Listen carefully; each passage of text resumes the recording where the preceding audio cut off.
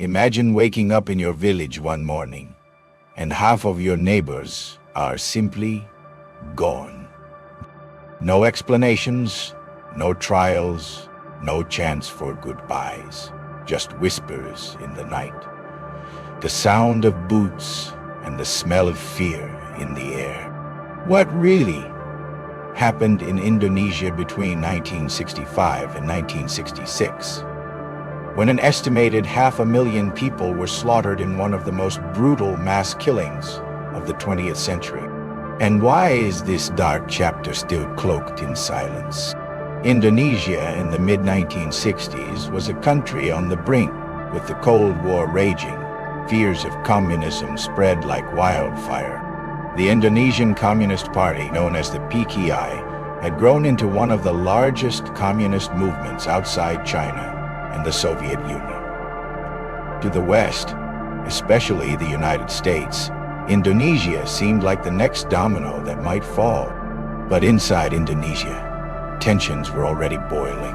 Political rivalries, economic collapse, and military ambition all collided in a deadly storm. On September 30th, 1965, a shadowy group of military officers staged a coup, assassinating 6 generals. They called it the September 30th movement. Within hours, the Indonesian army, led by General Suharto, blamed the communists for the attack. But here's the haunting question.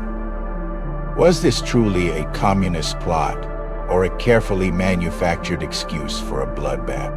What followed was not a military battle, but a campaign of terror. Across the islands of Indonesia, militias, soldiers, and even ordinary citizens turned against suspected communists, sympathizers, and anyone accused of being red.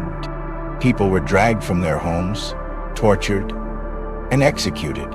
Some were beaten to death with bamboo sticks. Rivers ran red with bodies. The killings were not random. They were systematic, organized, and encouraged by the army itself. In villages, lifelong friends suddenly became executioners. Families betrayed one another to save themselves. The killings spread far beyond political party members.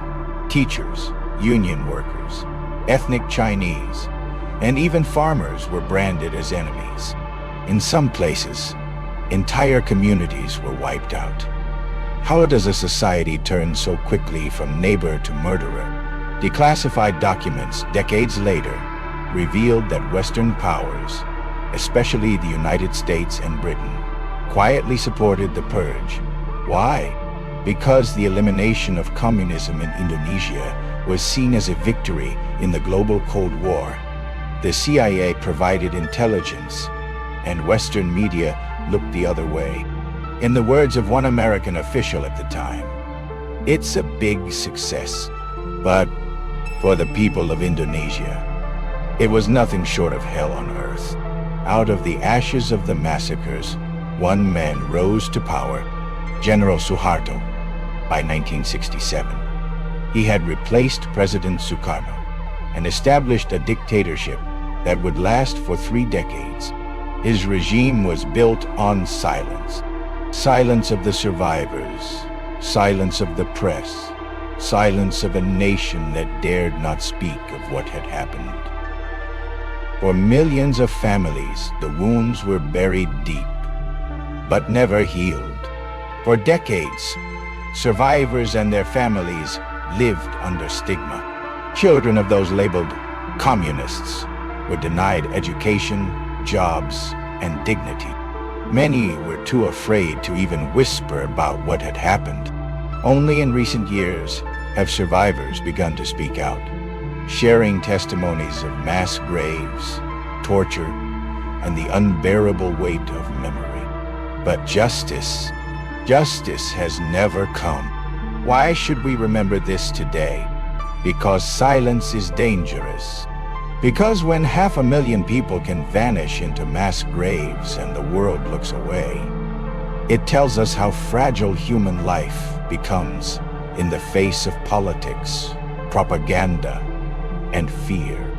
The Indonesian massacres are not just history. They are a warning.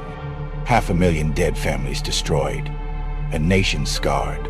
And yet, for decades, the world said nothing. But we cannot look away forever. To remember is to resist forgetting. To acknowledge is to restore dignity to those who were silenced.